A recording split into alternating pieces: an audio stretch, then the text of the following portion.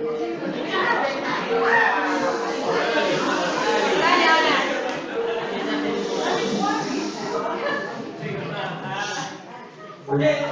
profesor, ¿qué tal? Buenas tardes, saludos de todos, manos arriba, ¿pueden saludar? Claro, ahí está.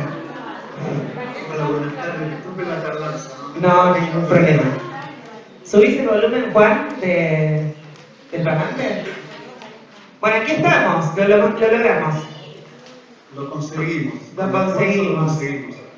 Yo quiero, antes que nada, decirle muchas gracias por este esfuerzo de acompañarnos hoy, de acompañar a nuestros estudiantes que se están preparando para prontamente un parcial y la oportunidad de conversar con ustedes, ya que lo leyeron, de escucharlo, de hacerle preguntas y de que usted también se lleve sus comentarios. La verdad que estamos muy contentos. Gracias. No, a ustedes gracias. ¿Les parece que empiece yo y después hacemos? Totalmente, lo escuchamos con atención. ¿Se escucha bien? Sí, perfecto. Sí, yo recibí las preguntas que me mandó Nicolás y las agrupé como en 4 grupos. Las junté para poder organizar las respuestas. El primer grupo son preguntas sobre qué es la didáctica y la enseñanza, que sería el primero que tomaríamos. El segundo es acerca de los problemas actuales de los procesos de enseñanza y aprendizaje. El tercero tiene que ver con qué debe tener un docente. Son 3 preguntas relativas a qué tiene que ver tener un docente. Hay un cuarto respecto al problema de la enseñanza y su prestigio y qué se podría hacer para ello. Y lo último es qué mecanismos utilizar para una buena enseñanza. Yo lo voy a dejar ese para el final, si les parece. Con respecto al primero, lo que les pido es que me avisen si no se escucha, ¿de acuerdo? Porque yo no tengo... Perfecto, escuchamos muy bien hasta el momento. No tengo retorno. El primero que ustedes, de lo que ustedes preguntan, aparte de la pregunta 1, es ¿cómo entiendo la didáctica? Si podría dar una definición. Y la verdad que yo siempre trato de eludir definiciones sobre la didáctica o sobre cualquier disciplina. Me parece que la didáctica no es difícil de definir si uno es capaz de definir qué es la enseñanza, porque la didáctica es algo que se ocupa de la enseñanza. Entonces el problema no está en definir la didáctica, el tema está en definir la enseñanza. Yo agregaría un único rasgo.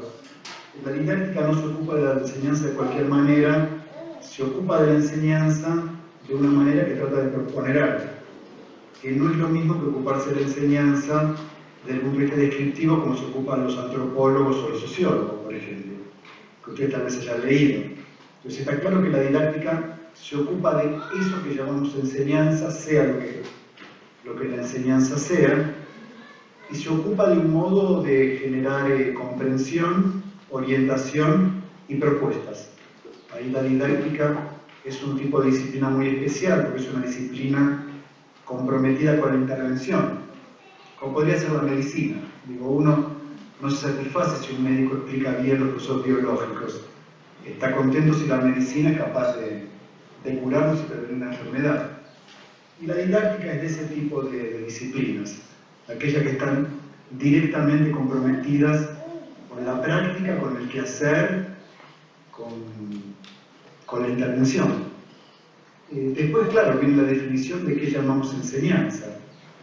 Ahí en el libro que ustedes leyeron, hay un intento, parafraseando un libro muy hermoso que era El conocimiento compartido, que definía la enseñanza como aquel proceso de hacer que al final del camino todos sepan lo que al principio sabía solamente uno.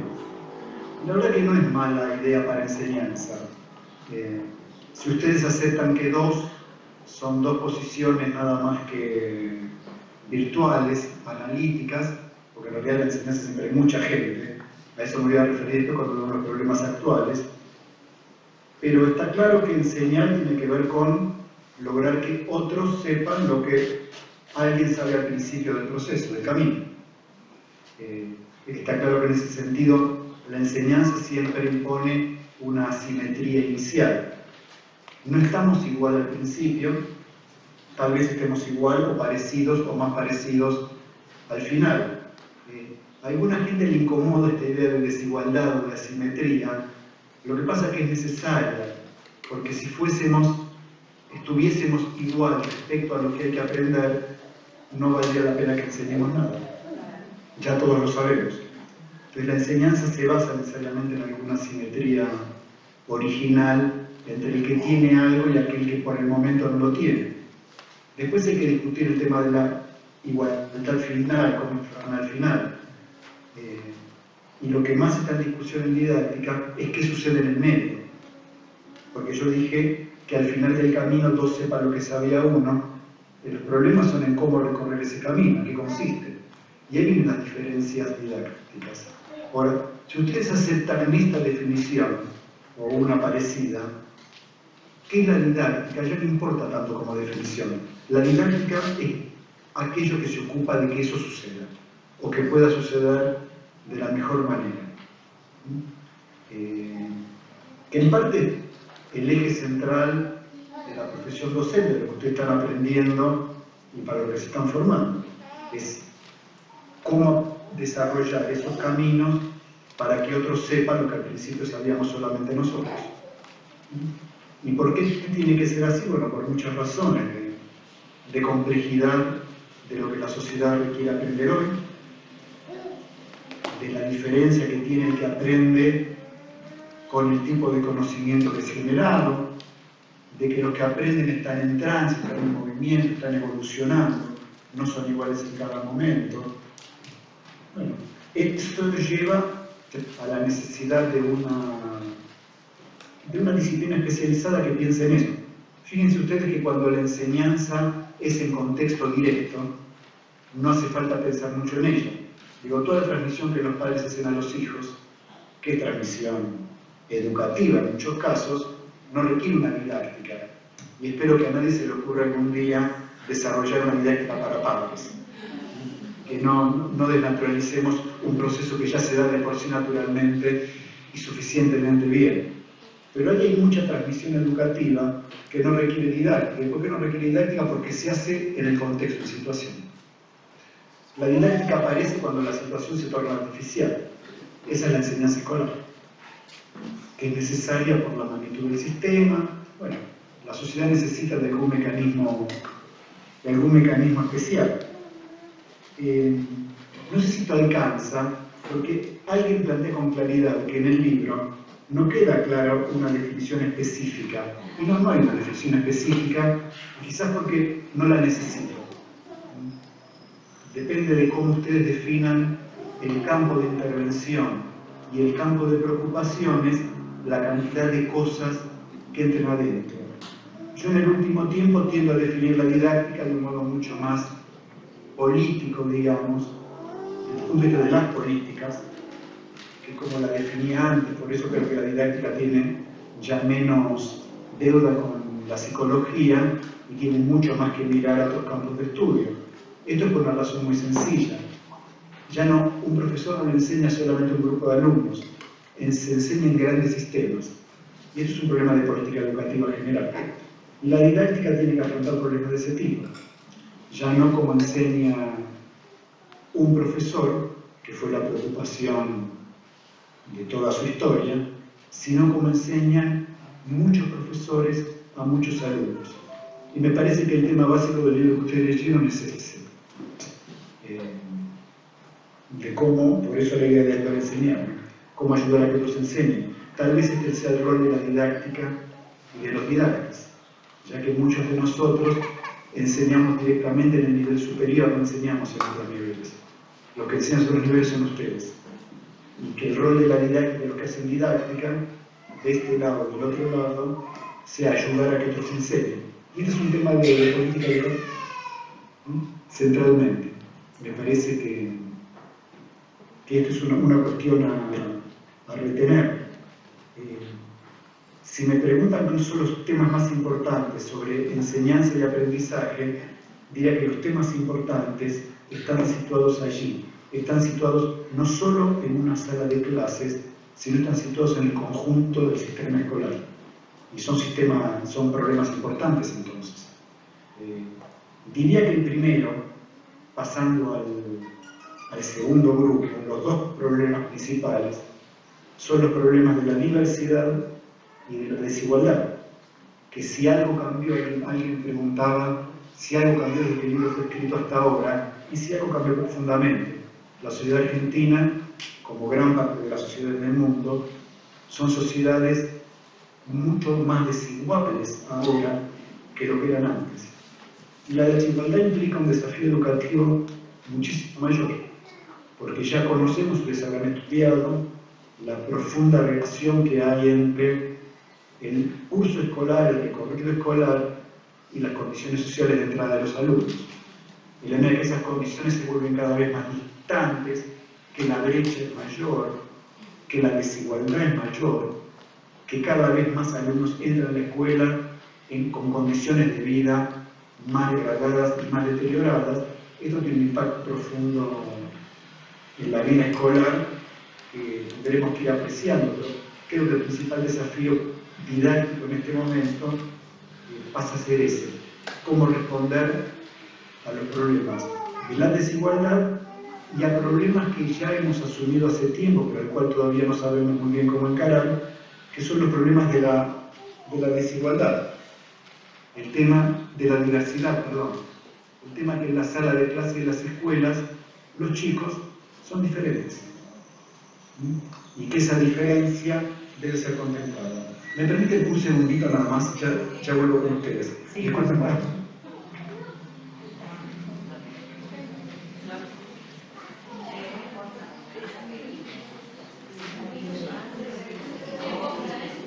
Perdónenme, había un ruido ambiente y lo tenía que eliminar. sacar. Eliminarse para poder seguir tranquilo. En paz. Diría que los dos problemas principales y lo que ha cambiado desde que fue escrito el libro ahora son esos problemas. Y esos problemas van a exigir una manera de pensar de todos nosotros muy importante, que yo creo que va a tener impacto, espero, en cómo pensemos las metodologías de trabajo, muchas de las cuales fueron elaboradas y pensadas o experimentadas en contextos o con ideas a veces más propios de la clase media que de los sectores populares. Y creo que allí hay que hacer un trabajo muy importante con este tipo de cuestiones, sobre todo en la metodología que vayamos a utilizar de aquí en adelante. Ya no, cada uno de ustedes es libre de hacer lo que quiera. Ustedes no tienen que hacer política para todas las escuelas y para todos los profesores. Y pensar en estudiantes que requieren sistemas de apoyo, de contención y de ayuda educativa más fuertes, más sostenidos que los que habíamos pensado o diseñado hasta ahora. Me parece que este es un cambio importante en los últimos 20 años, que lo que hacemos didáctica deberíamos tener en cuenta, y que los que trabajan y se forman en profesores que trabajan en las escuelas, de algún modo también. Seguramente en sentido práctico ya ustedes tengan muchas respuestas. En algún momento habrá que organizarlas un poco más. Diría que esto tiene que ver con el otro grupo de preguntas: ¿qué necesita saber quién enseña? Bueno, me parece que una de las cosas que quien enseña tiene que saber, antes que nada, es que no va a confrontar con alumnos que son todos iguales, no va a confrontar con alumnos que son como nosotros. Esto pasó siempre, pasa ahora, lo asumimos cada vez más.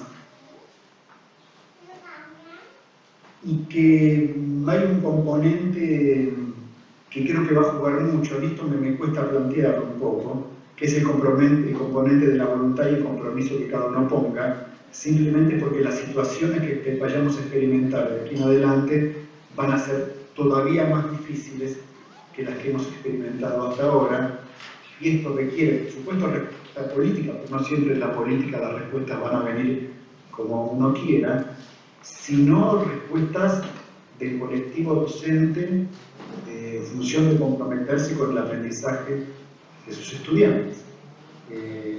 Esto es sencillo de decir, yo sé que es más difícil de hacer cuando uno está en las situaciones en que está, que son realmente difíciles y desgastantes en este momento, pero no se puede menos que dejar de plantear. Va a ser difícil una mejor educación a los que menos tienen, sin un compromiso muy fuerte de todos los que tengan que estar allí, pese a la densidad del contexto, pese a la complejidad de la situación política y económica que todos viviremos y que se agravará en el tiempo que venga. O sea, pese a todas las dificultades, esas son las condiciones que de una manera u otra todos ustedes y todos nosotros estamos no eligiendo, pero sí aceptando en el sentido que tenemos que trabajar en ello, ¿no? Hoy por hoy no hay otras. Aparte hay que hacer lo que haya que hacer para que esas condiciones cambien lo antes posible. Pero mientras tanto hay que desenvolverse en ellas. Me parece que esto es lo primero, que diría que más que saber hay que sentir, que es una cosa complicada, pero que uno necesita tener. Las otras son cuestiones que me parecen más fáciles de definir.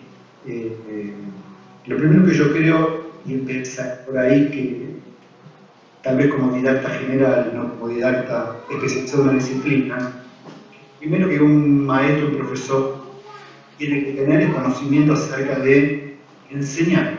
Y cuando digo enseñar me refiero a dos cuestiones básicamente. Lo primero es la gestión de la clase, un tema básico. No importa la corriente de pensamiento que ustedes sigan desde el punto de vista pedagógico, está claro que en la tarea docente lo principal que el profesor o maestro hace es gestionar una clase, asignar tareas, distribuir el tiempo, organizar la tarea. Y ser un buen gestor es lo que diferencia a veces un buen profesor de uno que tiene dificultades y una buena maestra de una que tiene dificultades, que es la capacidad de gestión, de organizar la clase y dar una pauta para que ese complejo dispositivo funcione. Creo que la segunda cuestión tiene que ver con lo llamo la enseñanza interactiva, esto es, qué tipo de estrategias utiliza el profesor para poder comunicar lo que tiene, o para poder recorrer ese camino al final del cual todos sepan lo que antes sabía solamente uno.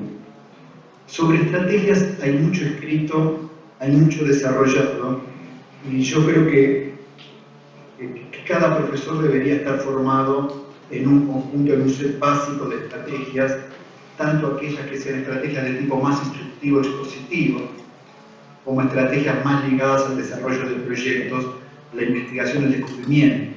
En el medio hay un amplio arco.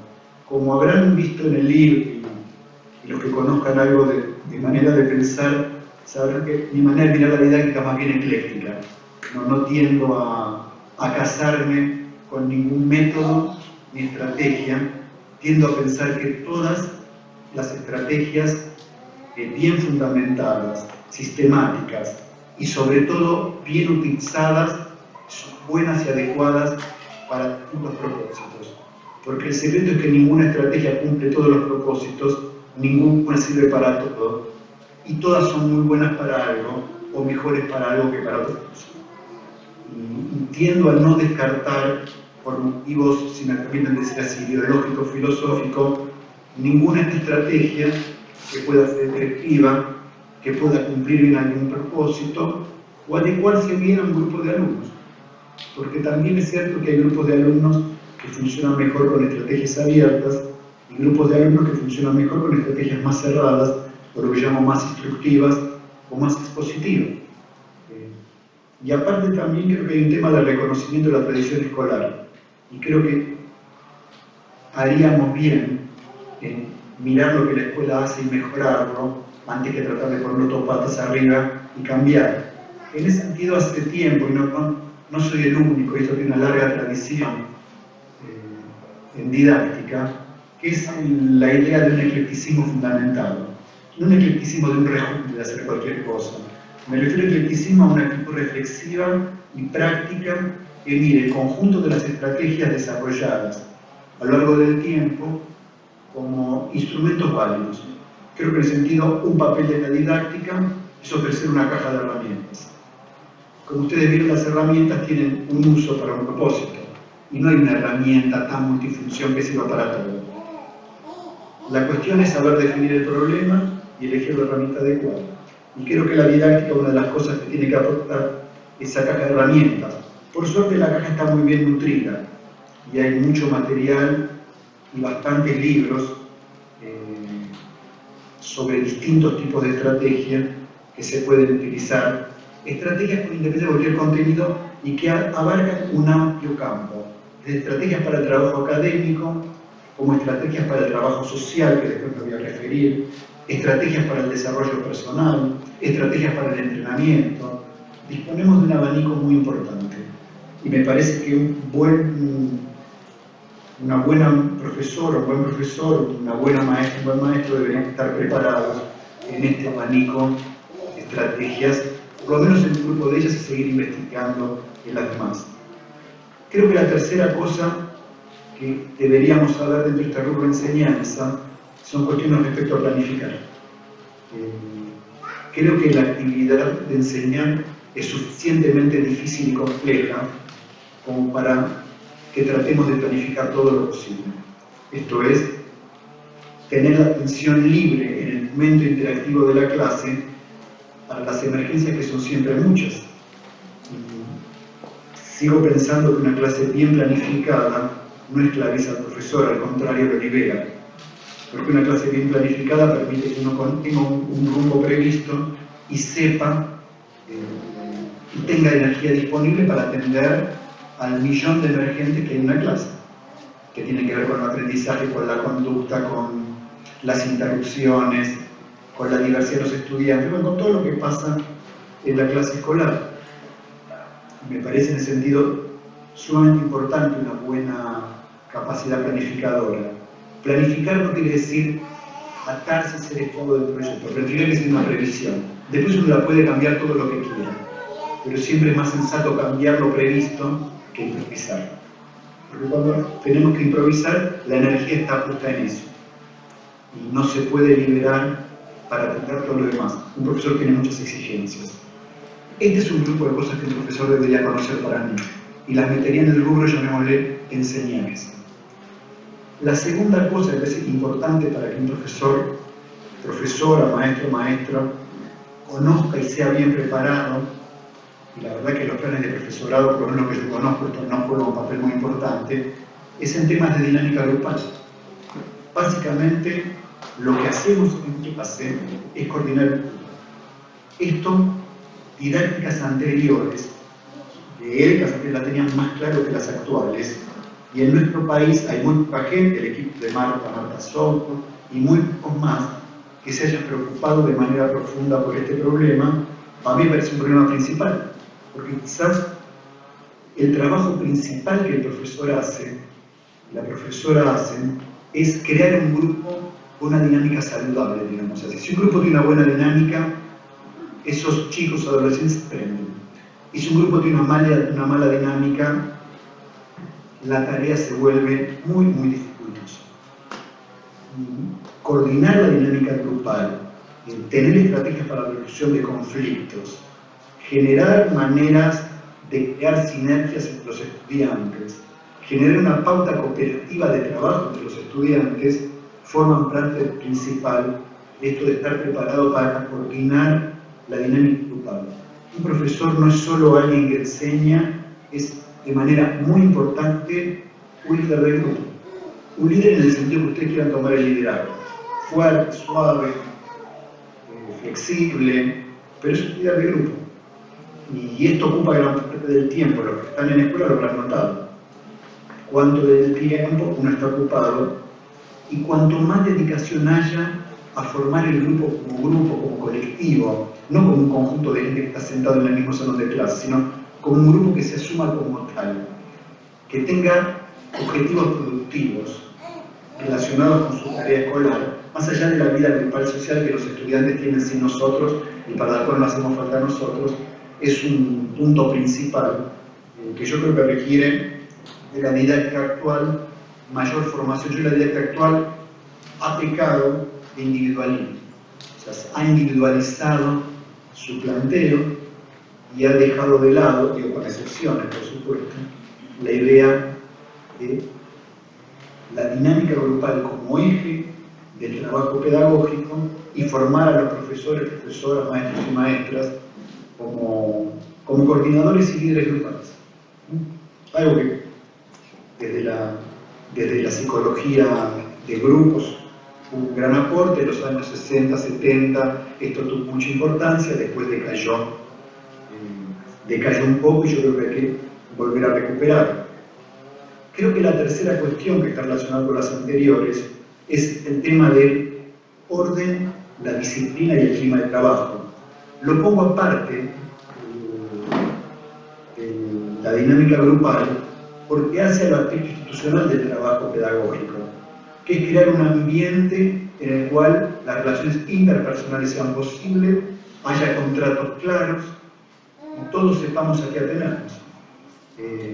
Algo que también ocupa mucho del trabajo de quien enseña y para el cual, sin embargo, a veces los planes de estudio de profesorado no dedican siempre suficiente atención. Yo creo que hay que enfatizar mucho.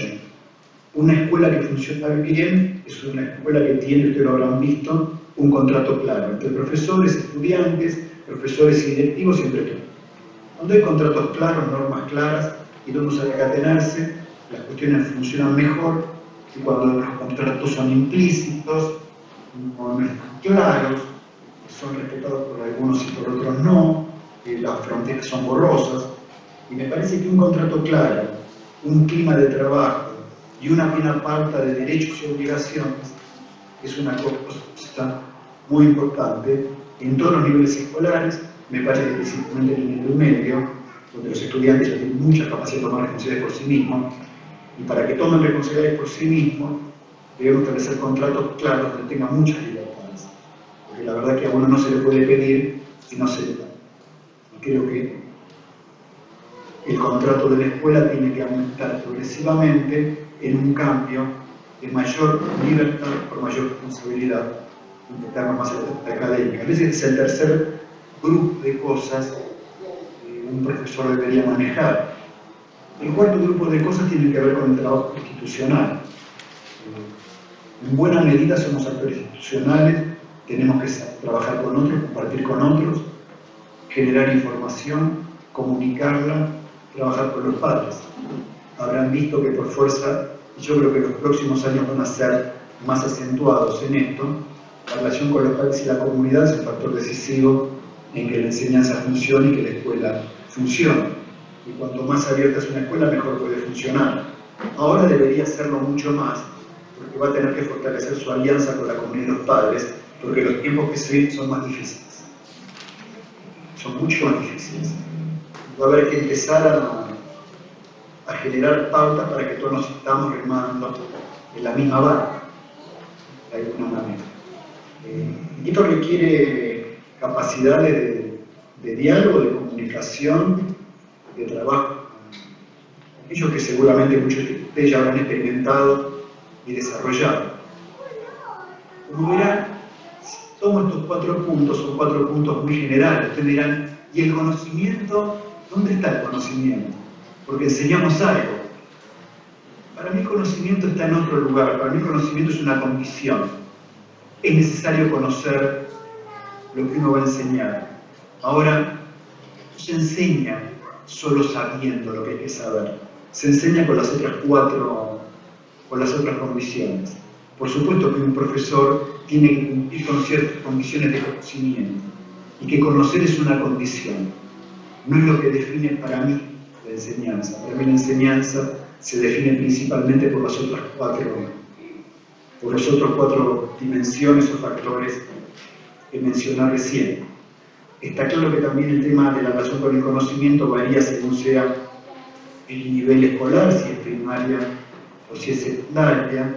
Y acá me parece que hay un punto para marcar, que no es solo el problema de saber lo que hay que enseñar, sino de alguna manera, que no me pregunten cómo se puede lograr, haber tenido una experiencia real con el conocimiento. Porque ahora amplío un poco más la primera definición de enseñanza. Enseñar en última instancia es permitir a los alumnos tener una experiencia profunda con aquello que deben aprender. Y para facilitarles a ellos una experiencia, nosotros mismos tenemos que ser capaces de vivir esa experiencia o de haberla experimentado. Digo, una experiencia con la literatura, con la investigación, con la información, con lo que sucede en el mundo, con la política, con los problemas de género, con el cuerpo, con el arte, bueno, con todo lo que compromete a los estudiantes con los cuales queremos comprometerlos. Esta me parece, junto con lo primero que dije, el tema del compromiso, una segunda condición para un profesor, profesora, maestro, que es que nos guste algo. Algo nos tiene que gustar, algo nos tiene que entusiasmar. No digo todo lo que enseñemos, porque no puede, pero algo nos tiene que entusiasmar, algo tenemos que poder transmitir como vivencia auténtica a los estudiantes. Tenemos que ser estudiantes nosotros mismos para convertir a nuestros alumnos en estudiantes ellos. Y me refiero a estudiantes en el sentido grande del término, estudiante aquel que se compromete con un tema, es capaz de desarrollarlo, de seguirlo, y en un punto de apasionarse con él. Entiendo que en la escuela primaria es más difícil porque cada maestro, yo soy maestro, he sido maestro de escuela primaria, no así profesor de secundaria, uno puede no ser un fan de todo lo que le toca enseñar, pero tiene que disfrutar de alguna de las cosas que quiere enseñar, y cuanto más disfrute, mejor. Esto implica para mí ser un estudiante de nosotros mismos, para ayudar a que ellos también puedan en algún momento convertirse en eso. Sé que esto es difícil porque también escapa a veces al propio marco del profesorado. El profesor debería ayudar, pero también sea la experiencia personal de cada uno de nosotros, con qué nos comprometemos, con qué nos gusta, qué nos entusiasma más, para poder ofrecer a los alumnos una auténtica experiencia. O sea, nos tiene que gustar, nos tiene que entusiasmar desde la germinación hasta el trabajo con fuentes históricas. Tenemos que encontrar un gusto en todo ello. Que no sé si contesta un poco este grupo, que necesita saber quién enseña, qué cuestiones debe priorizar y qué le sugiero para un buen desempeño como futuros docentes, que creo que está resumido en lo último que planteamos. Hay una pregunta, un comentario, que es que la actualidad de la enseñanza parece haber perdido prestigio. Probablemente porque fue emparentada con los aspectos más directivos, cosa que sigo pensando. Creo que hubo un problema de la pedagogía contemporánea, sobre todo la ligada con ideas más constructivas, algunas ideas constructivistas, que en algún momento pareció descreer de que la enseñanza pudiera ser dirigir activamente el aprendizaje de otro, y allí creo como una especie de mirada sospechosa sobre enseñar, controlar, etcétera, etcétera. Y al respecto, la verdad que hay que ser claro. Toda situación educativa implica control, simplemente porque es una situación social. Y en toda situación social hay un sistema de control. Pelearse con el control es absolutamente inútil. Lo que podemos discutir es qué tipo de control queremos. El control lo pueden tener los estudiantes también, pero nunca va a dejar de haber un sistema de control. La autogestión también es un sistema de control distribuido y repartido. Así que estar peleado con la directividad y el control me parece que es no usar adecuadamente el tiempo que tenemos. Me parece que lo que hay que discutir mucho más es qué tipo de directividad y qué tipo de control. En ese camino creo que hay que recuperar el papel de la enseñanza como una actividad capaz de dirigir las actividades de aprendizaje de los alumnos y enorgullecernos de ello, no que nos dé vergüenza. Hace ya bastantes años, en la primera investigación que hice, está en otro libro anterior a este, hablando con los maestros, y esto apareció en muchas entrevistas posteriores también, muchos decían, bueno, a veces tenemos que enseñar, lo decían con culpa, con vergüenza, como si enseñar fuese una cosa que no formara parte de su tarea. Me parece que ahí hubo mucho efecto del discurso de los pedagogos, del mío propio, de muchos como nosotros, de los discursos académicos, que habría que empezar a apartarse y aceptar que nuestro rol como profesores, como orgullosamente dicen los franceses, es el rol de enseñantes. Enseñamos. Y la enseñanza adopta muchas formas, pero esa es nuestra tarea principal. Y la enseñanza siempre es una actividad de dirección de la actividad de otro, del que aprende. Esa dirección puede ser una dirección muy dirigida o una dirección vía crear un ambiente donde el otro explore solo, pero siempre una actividad de dirección. Y en ese marco hay que coger la idea de enseñanza, volverle a dar un lugar en la escuela, que yo creo que ha ido ganando últimamente más. El libro fue escrito hace ya 20 años, yo sí creo que ha habido un cambio,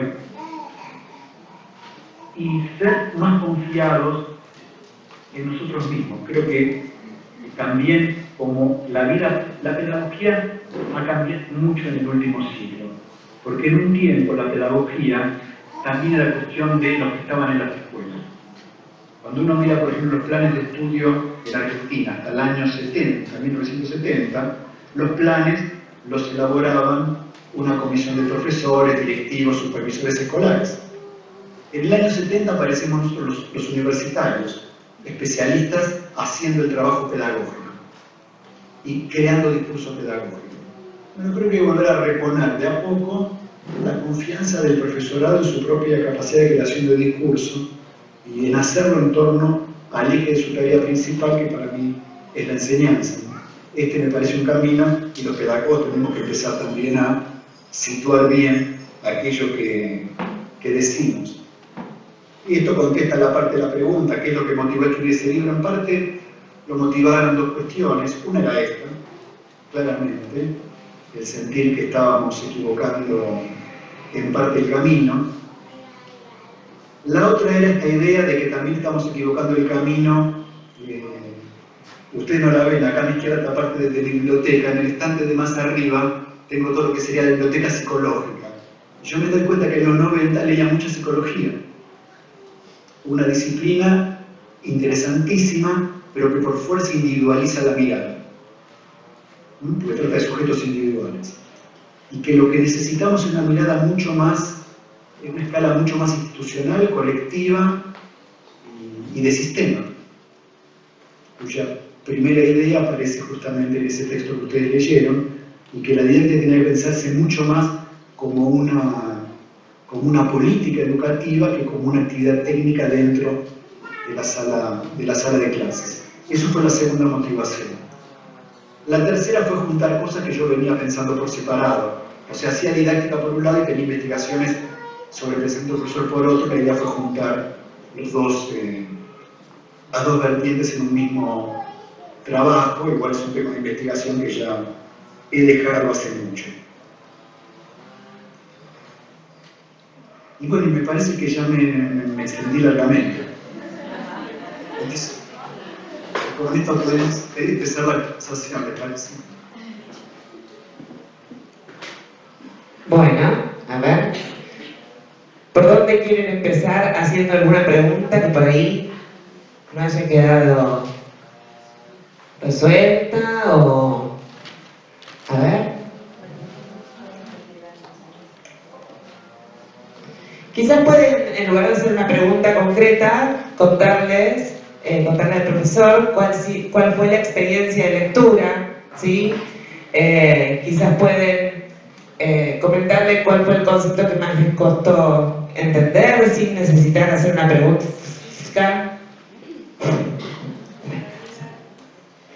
A ver.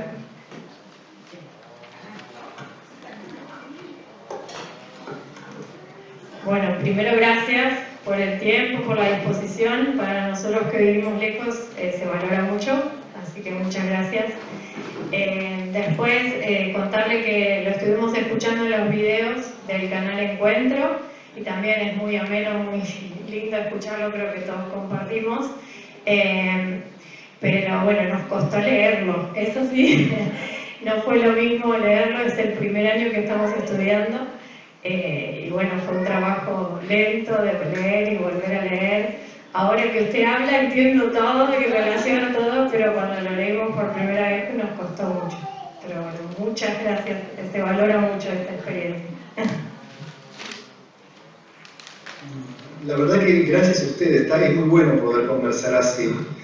Y la verdad que lo que hizo Canal Encuentro es un trabajo interesante.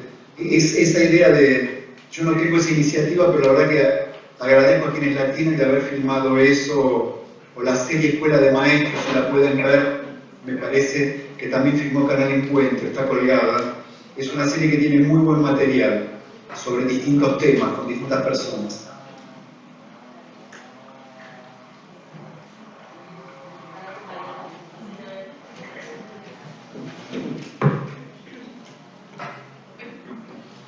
Bueno, yo también voy a agradecer por este encuentro, que es virtual, pero bueno, a mí me impacta que pueda recibir una palabra de alguien que esté todavía con vida, porque hemos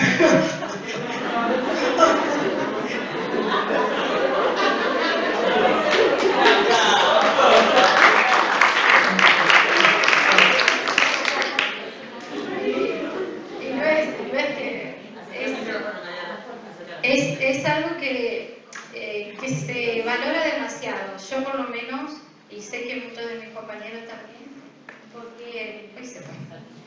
Es como que la persona que escribe nos puede transmitir los cambios que pueden ser posibles. Si bien usted lo escribió hace mucho, y en esta carrera lo que he notado es que nosotros, el día que nos recibamos, ya vamos a ir obligados a trabajar, a poner lo que usted dice, que es ese ímpetu, esa dedicación, ese esfuerzo, porque ya desde acá ya nos están diciendo que nosotros tenemos que ser esa clase de maestro que pueda mirar al otro. Y como dijo la profe también, yo me voy a retirar para que aparezca la otra persona. La verdad que leer su libro, ahora con usted hablando se puede entender mucho mejor, pero es como que hacía falta eso para que nosotros podamos comprender a qué cosas nos vamos a enfrentar, cómo vamos a poder hacerlo. La verdad que yo creo que como que estamos adelantados, me da esa impresión, como que gracias a su esfuerzo de haber escrito, de haber analizado, podemos nosotros tener esa herramienta fundamental el día que nos recibamos, el día que ejerzamos, el día que nos enfrentemos a todos estos conflictos que se nos van a presentar en la situación social que estemos, ¿no?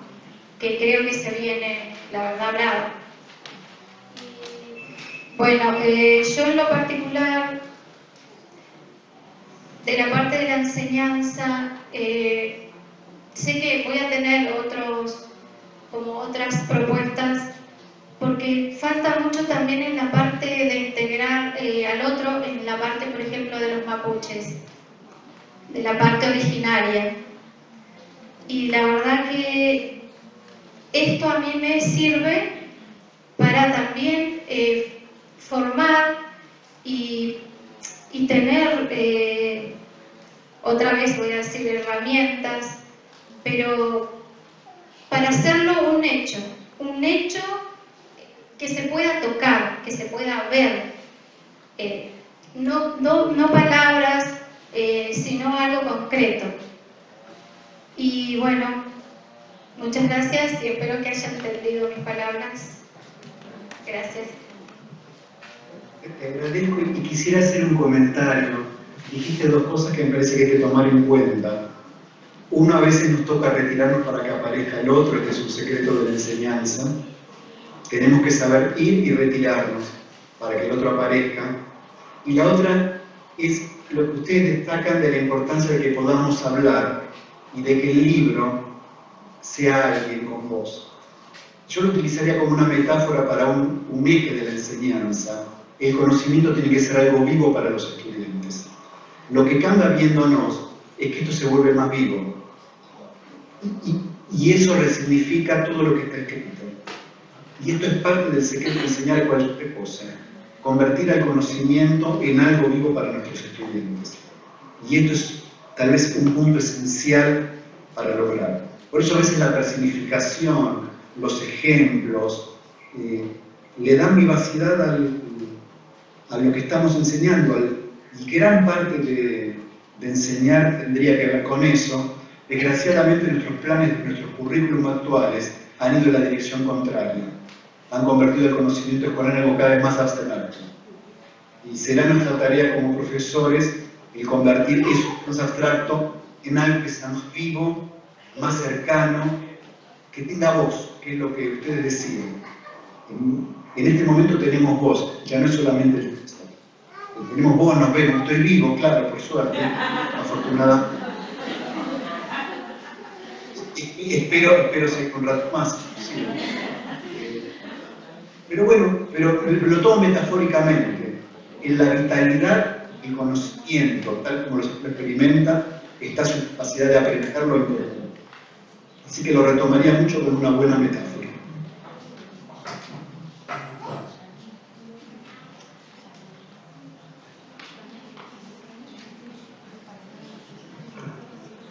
¿Hay una pregunta más?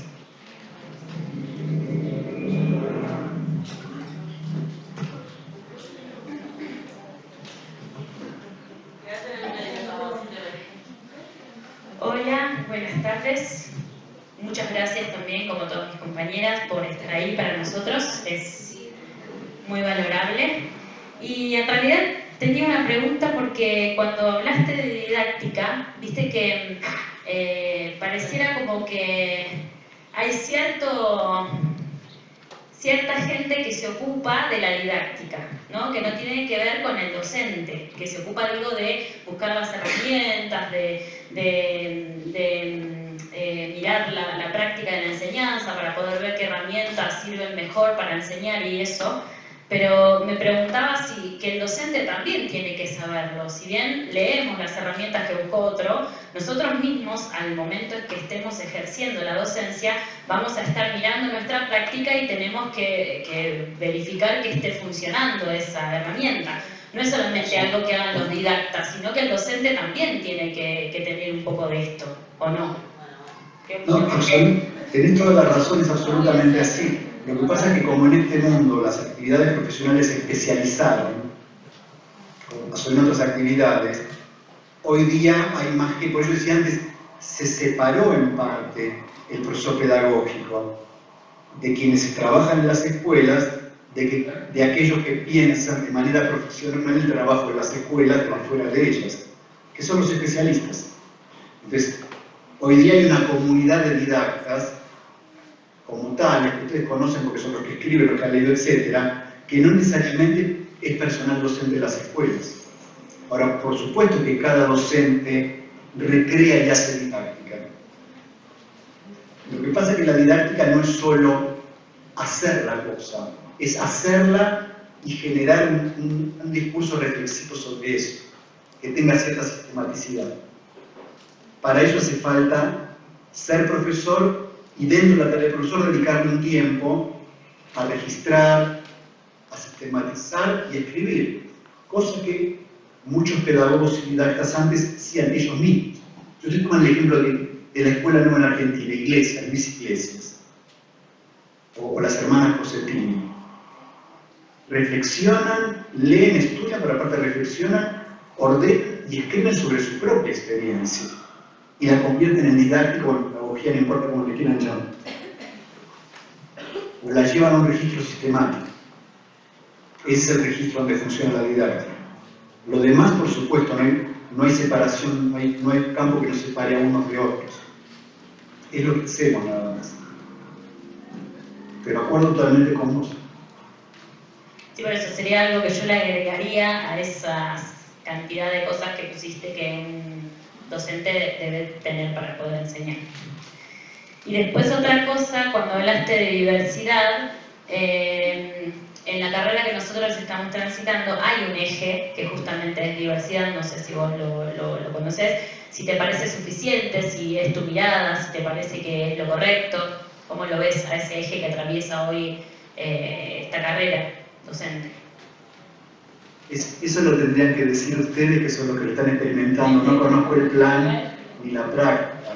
Puedo decirles ya que es promisorio que esté tematizado. Eso es el primer paso. El resto depende de cómo ustedes lo estén llevando adelante y desarrollando. Yo la verdad que no conozco el plan. No podría opinar sobre ello. Me parece importante que esté. Si es un eje, que tenga vida real en las unidades. Ustedes ya conocen, vieron lo que son ejes transversales de hace muchos años. Son interesantes, el que tiene que después no se sabe quién se hace responsable de la transversalidad. Si ustedes lo han logrado empezar, enhorabuena, y un día conversamos acerca de cómo lo lograron. No, por ahí contarte que después otro de los ejes es la interculturalidad. Son cosas que de verdad son nuevas, como decís vos, hay mucho cambio, a varios, por lo menos particularmente, nos ha roto la cabeza porque te cambian muchas cosas. Y nos reíamos de Mariana porque muchos de los autores que vimos ya no están entre nosotros. Entonces, tener un autor que leemos y poder tenerlo ahí viéndolo es como impactante. Leímos Quijano, leímos varios que ya, bueno, viste, ya se despidieron y igual nos hicieron mucho bien, nos ayudaron a abrir nuestra cabeza, a entender muchas cosas, pero bueno, tenerte ahí es como algo valorable. Así que, nada, muchas gracias. No, a ustedes, muchas gracias. Otra vez. Perdón. Hola, ¿qué tal? Bueno, gracias, como todo. Yo quería hacer una consulta que a mí me quedó como resonando. No hace falta. Me quedó como resonando porque me genera mucha dificultad. La parte de contratos claros, me para. Entonces, la realidad es que... La parte de... Contratos claros. Crear ambientes, y estábamos hablando dentro de las instituciones de contratos claros. La realidad es que no lo logro comprender. Porque si siento, no sé si es compartido o no, pero en la Argentina las cosas son muy poco claras todo el tiempo. Entonces me genera como una dificultad poder comprender realmente cuando nos referimos a contratos claros.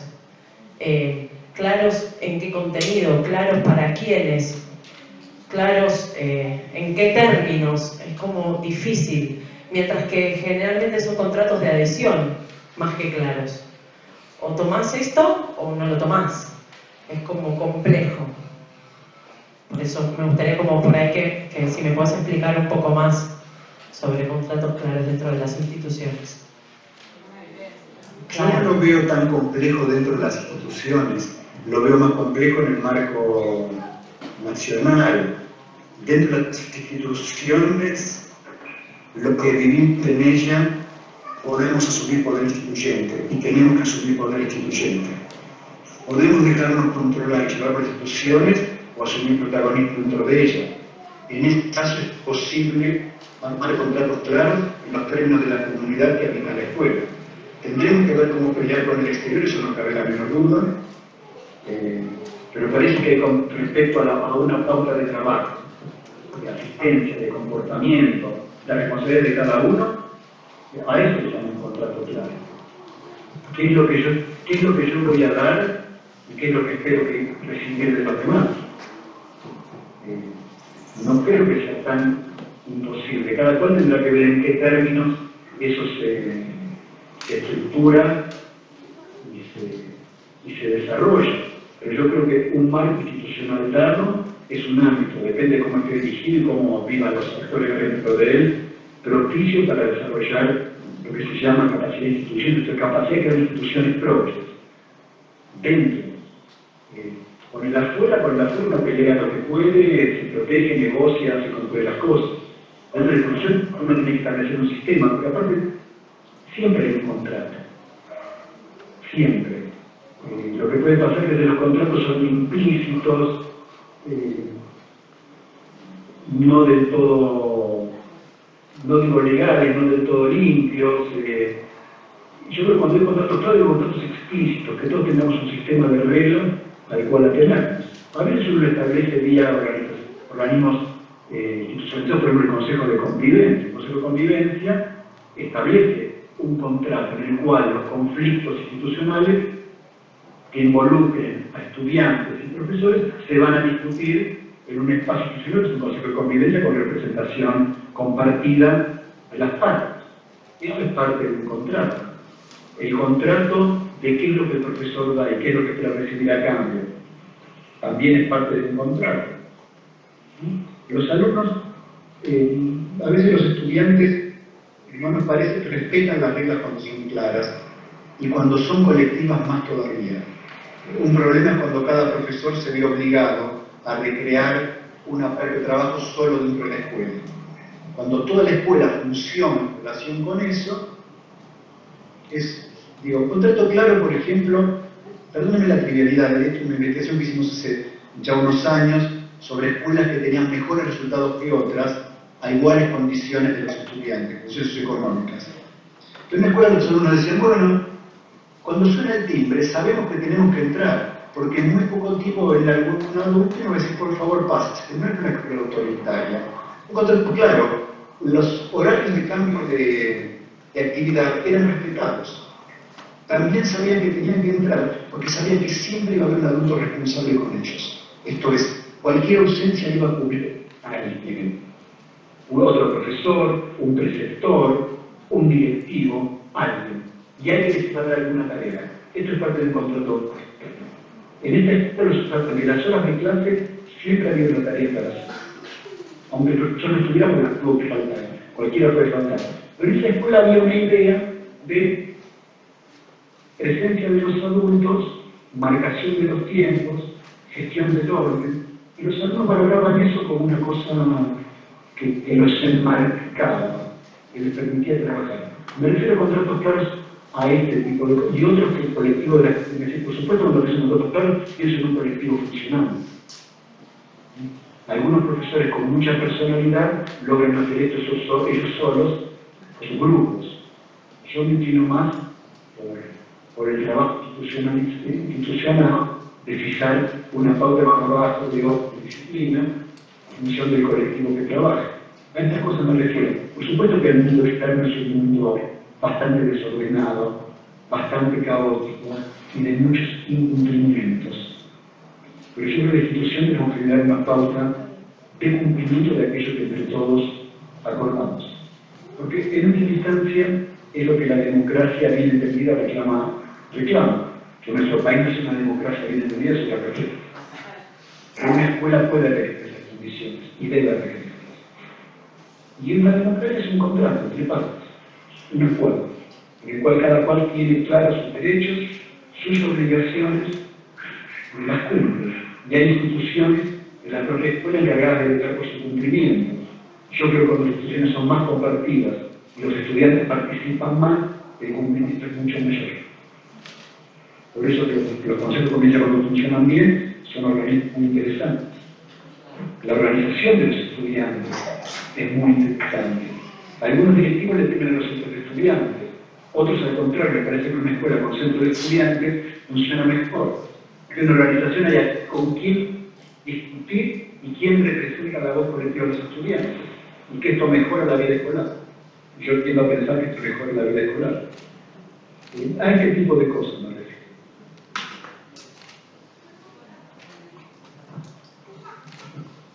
Hola.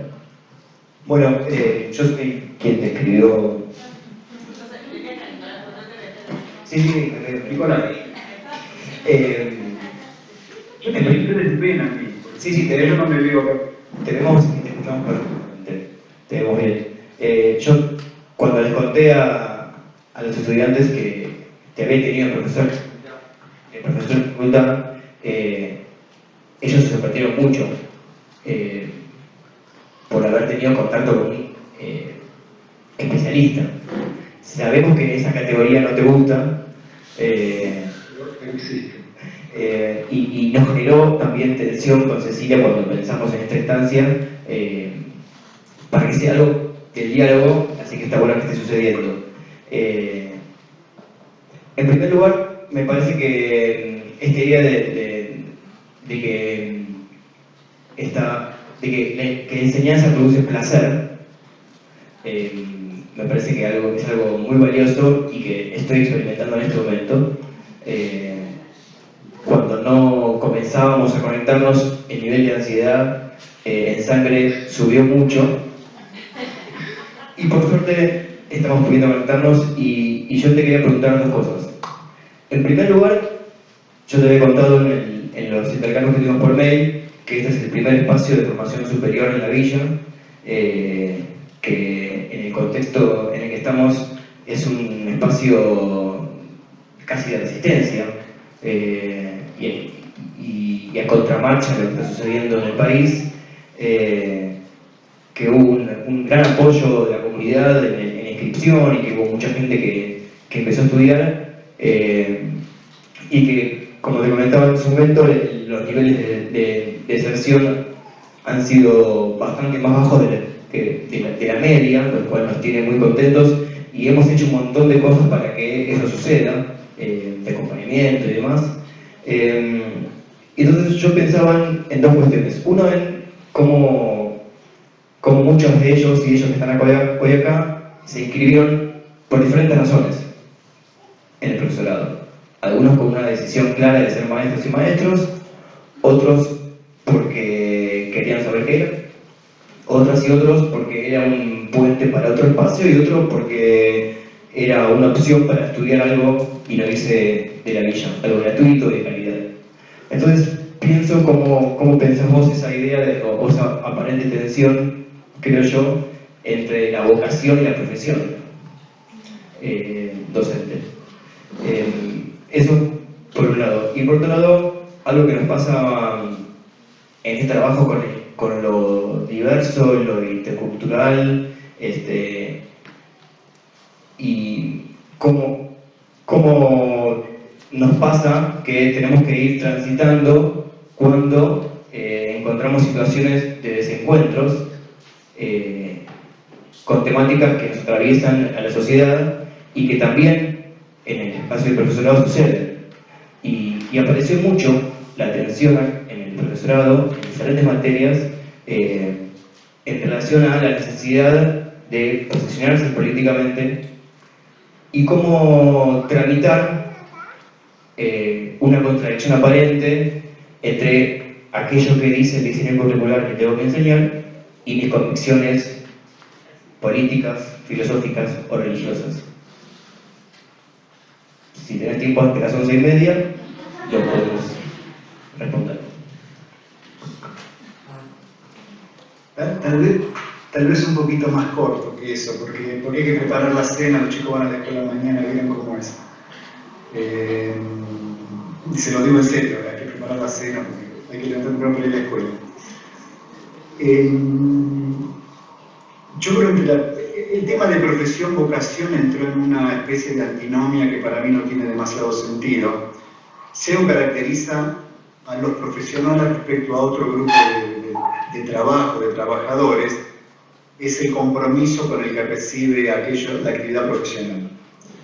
Cuando uno habla de compromiso, está hablando en algún punto de cierta intensidad en la tarea, de cierta autonomía en la tarea y de un tipo de responsabilidad que no puede responder solo al control burocrático administrativo.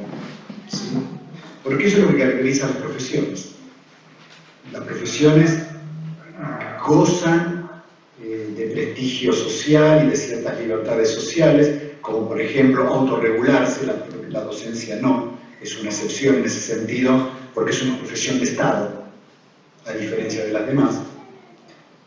Pero gozan de esa capacidad porque lo que ofrecen es responsabilidad, autorregulación por parte del profesional y compromiso con aquel que está a su cuidado o bajo su atención. Si a esto le quieren llamar vocación o no, no lo sé. Para mí es una característica propia del trabajo profesional. En ese sentido, para mí no hay una contradicción principal entre uno u otro. La idea de vocación está ligada a otra cosa, la idea de una especie de llamado. En eso yo no creo, pero sí creo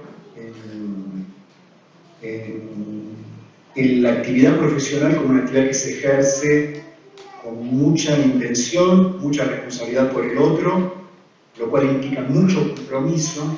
Y cuando hablo de compromiso, también quiere decir, lo cual puede llevar a una discusión importante, quiere decir el dejar de lado cierto interés personal o cuestiones personales en función del bienestar de los que están bajo responsabilidad de uno. Esto supone que es parte de la característica profesional.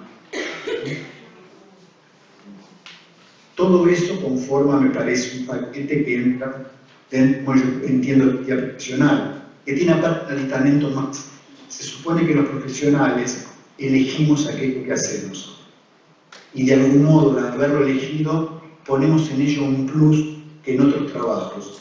Ponemos el plus del interés, y si quiere darle del gusto, o de la pasión por lo que hacemos. O sea, ninguna buena tarea profesional está bien hecha si tiene estos componentes. Por supuesto hay profesionales que hacen trabajo más técnico, digamos, y se adhieren a algún tipo de organización o sistema administrativo que les pone el trabajo, marcan tarjeta, entran y se van cuando hace falta. Se puede elegir ese camino. Pero la esencia de la vida profesional me parece que es otra. ¿Cómo se llamará esto vocación? A veces es un componente de la actividad profesional. Entonces yo no pondría en contradicción aquellos componentes de lo que sabemos hacer, la profesión, del modo en que lo hacemos, que esta idea de compromiso, subordinación del interés personal al interés de que deseamos servir. Esto es lo que la sociedad espera de nosotros. Y los que hayan tenido formación universitaria entre ustedes, usted tiene formación superior igual, todo juramento universitario plantea de algún modo esto. La idea de... A mí cuando los alumnos me piden ir a cura para entregar ese título me gusta mucho, es una ceremonia que me gusta mucho. Porque me gusta mucho la promesa que se hace. Y la promesa que se hace es servir a la sociedad. Y me parece que eso está en el etos profesional. No somos solo personas que trabajamos, que todos tenemos que trabajar en función de desempeñarnos en la vida como adultos y de ganar nuestra vida, que es esencial, no digo que no, sino que aparte lo hacemos en una actividad que optamos porque asumimos que implica un servicio a la sociedad y que es un trabajo relacionado con la mejora de la sociedad. A mí me parece que hay un conjunto para ver. Todo lo dicho no quita que como trabajadores y como trabajadores sindicalizados peleemos por nuestros derechos, tratemos de estar cada vez mejor y entendamos que la mejora de nuestra condición también hace la mejora de la educación pública. Todo esto es correcto. Dentro del marco entendamos todo eso como profesionales que tenemos un compromiso con aquellos que atendemos y con los conjunto. Hay que aprender a manejar las dos cosas simultáneamente. Y me parece que de la segunda Nicolás me pidió haber que repetirla. Te preguntaba esto de cómo tramitar una posible contradicción ideológica o filosófica o política en relación a un posicionamiento y a lo que cierto mandato desde un diseño curricular, por ejemplo, se plantea. Nos pasó específicamente, por ejemplo, con el tema de la ley de interrupción del aborto, del embarazo, con la ESI y demás. Mira, vos diste un buen ejemplo, porque a mí me parece que lo que hay que entender es que trabajamos en términos de la educación pública. Y en términos públicos uno puede tener un conjunto de creencias, pero uno, permítanme usar palabras que se debe al bien común y a la decisión del colectivo. Y la verdad que si hay una ley de educación sexual integral, deberíamos cumplirlas. Y entiendo que haya profesores y profesoras que puedan tener objeciones de conciencia al respecto. Habrá que ver cómo se combina la objeción de conciencia con el tema que institucionalmente la escuela debe ofrecer dentro del marco legal establecido ese tipo de enseñanza y permitirle a los alumnos y alumnas acceder a ese tipo de conocimiento. Me parece que en ese sentido toda sociedad se maneja dentro de un marco legal, constitucional, que debemos asumir porque es el marco común para todos nosotros. Entiendo lo que puede ser objeción de conciencia individual. Lo mismo pasa con si se hubiese sancionado la ley de interrupción del embarazo, que no se sancionó finalmente, con el tema de la objeción de conciencia de algunos profesionales. Me parece que hay que diferenciar la objeción de conciencia como hecho individual de lo que el sistema educativo de cada institución debe ofrecer como institución social del Estado, que en este momento tiene la obligación de brindar educación sexual integral a todas las alumnas y alumnos que la cursan, porque así lo entendió el legislativo como representación de la voluntad popular, y me parece que a esto no podemos escapar. Y lo otro es un problema más fino entre qué pasa con contenidos curriculares, por ejemplo. Digo, la ley, el evolucionismo darwiniano, la teoría más aceptada en torno al desarrollo de las especies en este momento por toda la comunidad científica, choca con creencias religiosas, esto es evidente. Ahí me parece que hay que volver a diferenciar lo que es la decisión del común, del pueblo, de lo que son las adopciones individuales. La lista puede ser larguísima al respecto, ¿no? Porque aparte una cosa es hablar en democracia, otra cosa es hablar en regímenes autoritarios, y cómo puede variar en ese sentido. Pero me parece que hay una base, que es lo que algunos llaman una cultura común, que es la base de la educación pública, y es una base de la cual nadie que trabaje en educación debería salir, porque es la verdad que a lo que todos tienen derecho. Y si hay una objeción personal muy individual, habrá que correrse el costado y permitir que la institución supla eso. Bueno, me parece que en el caso de ese ejemplo es ese. En el caso de otros contenidos habría que verlo contenido a contenido. No sé si esto responde un poco. Es un tema controvertido. Sí, responde bastante. Y nos deja pensando. Yo creo que entendimos que es la hora de cenar. Una última pregunta. ¿Puedes hacer una última pregunta? El tema no es la cena, el tema es su preparación, como todos los presentes en la unión saben. Requiere un tiempo, hay una planificación, una gestión y una capacidad interactiva, las tres cosas de la enseñanza. Como la enseñanza no es la única que tiene habilidades necesarias. Muy bien. Entonces, vamos a quedarnos también con muchas preguntas pendientes.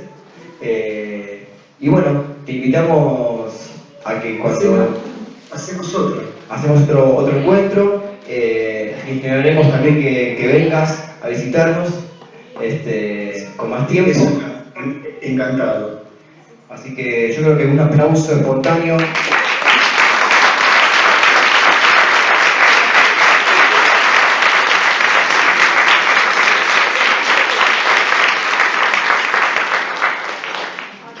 La verdad que les agradezco mucho, no sé qué tal, yo la pasé muy bien. Fue una experiencia muy intensa. De disfrute.